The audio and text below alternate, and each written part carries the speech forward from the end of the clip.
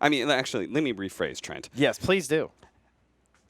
I really like Aster's lineup for a lineup that, second pick Timbersaw right out the gate. All right, so they're going to grab themselves a Shadow Shaman. So we have a Core Revenge HP, and he also didn't go for that really early Devour play, right, where you cut the wave. Yeah. So he's going to have to wait for the 1 minute. Understandable, though, because it is like a Shadow Shaman. Yes, you could just die. In fact, Zai may end up dying here anyways. He's kind of stuck in the trees, burrows, but unable to find an out. Fade.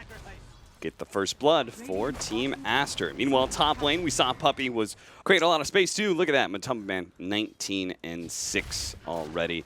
Our mid lane matchup is going okay for the Storm Spirit. 15-1 compared to the 13-6, but the SF is going to start really racking it up now. Nice Fisher block. Bobica going to be forced to go for the stomp here, but may not be able to run fast enough away as he's still slowed down by the sticky napalm and will find his death.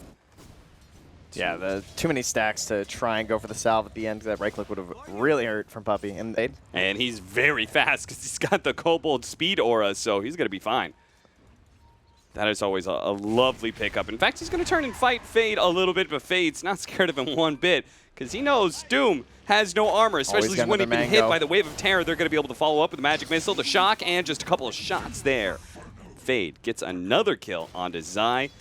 He had the Earthshaker Fisher block, but it's not really making that much of a difference. He is still finding this safe lane, dual lane to be too powerful. Matumba Man, could have gotten in front of XXS and picked up that bounty rune.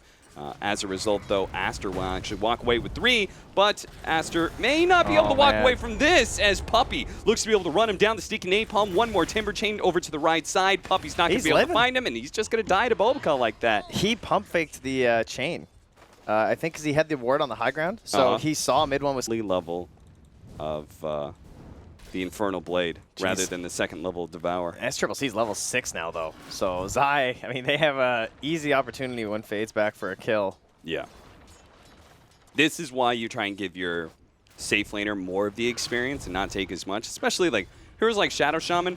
Level 1 Shackles, level 2 Shackles, it doesn't really make a difference. It's probably going to be kill either way, right? Yeah. But getting your core to have their ultimate before the offlaner does, that can make a big difference to how the laning phase works. Man, Shackles do so much damage now. They get 100 more every level. This single target focus like that, it's very worth going to 1-0-2. Nice little scare away. SCC looking to be able to swap back Matumba Man. Matumba Man no longer having the fear means that he is dead. Little helping hand here from the handsome man from Aster. Helps XX same lane as Timbersaw. Definitely a worthy maneuver, though, to try and slow down Matu. Oh, yeah. That was a big kill. He was top net worth, but after that, SCC now claims the throne, but XXS is going to be found by rotation from Nisha, who's really pushing his jungle to limits there, but finds an opportunity to rotate over for an early kill. Very nicely done. Yeah, and that's where you're going to get a little bit of that space, too. They haven't actually shut down those cores a whole lot yet. They've just killed Matumba Man once, but as you can see, he's been able to recover quite nicely. We have talked a lot about Helm of the Dominator in the green rune, though. That's kind of the big item we've been discussing a lot, and this Venge is going to have it done here once she finished up that blade. So looking like a pretty good group up timing. You know, you think about those first snakes coming out. Oh, XXS needs some help. He's been doomed up in the top lane, and nobody from Aster is TPing. And probably for the best, because with Nisha showing his face at the top lane as well, that would have been a rotation for naught. Instead, Aster going to focus on pressuring that bottom lane, see if they can get some damage on this tower with Siege Wagon. Pushing in, they're going to get the swap back as Puppey tried to keep up the sticky napalm stacks, but with Chuan here, the swap into the raises leads to a fast execution. Captain, Team Secret. The trade going a little bit more. This tower, they will. Matumba Man's fully committed. The nice deny from XXS. The old Timbersaw with the 84 damage right now was able to secure the last hit over the Matumba Man Lone Druid, who's probably hitting for like 200 between his bear and his hero. Mid-one and Puppey combo up together once again to find a kill, this time on SCC's Vengeful Spirit. That's always the danger of Core Revenge, right? At the end of the day, you're still a hero that is very susceptible to magic damage. Yeah, and he's just driving back Bobica, and this is just going to give them the tower. Without the snakes for another like 15 seconds. I think this is just theirs, and yeah. SCCC got the TP off first, though. They are going to be able to get the Hex onto Matumbaman here. The Fisher's going to come through, and Fade gets a little bit low, but SCC is too far away to be able to get the swamp onto Matumbaman's hero. So instead, they're just going to have to kill the Lone Druid Bear, while Nisha and Puppey, Nisha with the double damage, was able to get to that backline Elder Titan. Now the swamp back in. Instant Hex. Good combination there from Aster. Something we'll have to keep our eye on. Something that Storm Spirit is actually going to have to play pretty scared of. We didn't actually think about that during the draft, but swap into the instant Hex from Shadow Shaman makes that last pick even more potent. I can tell you, Aster, we're a little worried about that fight turning poorly, even just going for the gank. Like, throwing down the wards like that from Fade, very surprising. Could have used that to help either take the outpost or go for that tower. Mid one, he's going to stall out that outpost, so they're not going to be able to get the experience, and they're going to be able to get the kill on Fade, but they're blocked out for the bounty room. Mid one is going to make his way around and be able to pick it up. The fear onto Nisha, almost leading to his death. Nisha just has a sliver of mana to be able to work with. Mid one trying to defend his old mid as best as possible, and will be able to do so, giving up his life for it. Nisha is able to run away deeper into the jungle, while Aster are going to turn and fight Puppey instead. They do manage to get those 2 kills on the supports, but Nisha got away. He managed to TP back home. I guess SCCC wasn't looking, right? He must not have had... You're right, 15 minutes. Made the same mistake Yanni's did. Then why was it important that mid one stopped the outpost in the first place? Oh, man. I think Yanni's is right. I think we're all making the same mistake, players the and commentators. That's true. Yeah. Good hold there. Good catch on Nisha. Okay. Fade with the Ether Lens. And that extra bit of movement speed from the Faded Brooch as well allows him to be able to close that distance. Run top, I think. Is he going to come? Oh, they actually netted up Zai, but no follow-up there from Aster. Nisha, it's looking like he wants to fight, but they had the vision of Nisha as his Haste Rune ran right past the high ground ward. But Fade with a long-range catch of the Shackles. That's going to be able to lead into double raise and a fast damage from Fade there as well with the Shackles. Go, outpost. Run. And they've got a minute and a half to be able to claim them. Yeah, he got him good. He's sitting just outside of the pit in that area. Scan picks him up. Oh, Zai, maybe he'll be the victim. Oh, they're so ready for this. They're standing on the high ground. They're going to break the smoke. They do get it hexed up as they threw down the ward onto the high ground. They're going to be able to get the kill onto Zai immediately. Nisha now joking, trying to finish off Zai. Fade, but he won't be able to get it. Zai and 30 gold shy dies. From buyback. Oh no, that's quite disastrous, as Aster winning the team fight is going to lead to them attempting Roshan again. And if they don't see a buyback coming out from Secret, they will... there.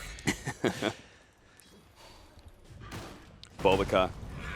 He's the one holding on to the Philosopher's Stone, too. Guess they need that gold. They really do. As Matumbaman and the rest of Secret trying to invade this tier 1 tower area, but it just does not look good. It was swap back onto Puppey. Aster. Defend and hold. Yeah, this looks like a lot of the support Batriders I see. Looks pretty cool in the laning stage. And then you think items like Bobica. I mean, he can get Glimmer, I guess. It's not a hero, but it is a bear. Is it El Doge or El Dogo? Oh, jeez, mid one actually shows up all of a sudden, managed to get the 2-man Fisher on top of that Echo Slam. Bobica, they're trying to focus him down as best as possible. He still managed to get the stomp, and Twan with his BKB just swinging at Secret. Secret are resoundingly defeated, despite the fact they chose to take that fight to defend Matumbaman's bear.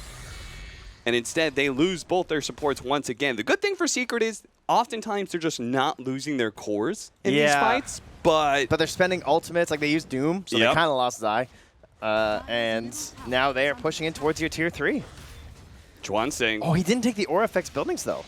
I really thought he would with this lineup. Yeah, especially since we know they're going to be trying to push the tempo quite a bit. Bobica is going to be chased down by the bears. Matumbaman comes in from behind. They trade off some supports. They do swap back that bear away from Chuan as best as possible, but Matumbaman, all that speed on the bear, sticks on top of the Shadow Fiend. Chuan is eventually going to be losing his Aegis here. The long zip in from Nisha, down to about half mana, looks to be able to try and get the kill on SCC. There's no disables he has to fear, but the rest of the team is trying to focus on that Shadow Fiend. No opportunity to be able to get away here with no BKB, and now the rest of Aster could be chased down as well. XXS slowed down by the sticky napalm. Nisha jumping the long jump forward to be able to catch SCC as well. They want both these cores to die. It's a little bit greedy from Secret, but it might just work out. SCC, he will certainly fall. Looks like they're going to give up on XXS. Instead, they keep marching forward to kill Fade, deal with the tier 1 tower. XXS does indeed manage to TP back home to safety, but a massive win for Team Secret as Aster So he can replace the Dragon Scale with the Orb of Destruction if he wants. They need some kills.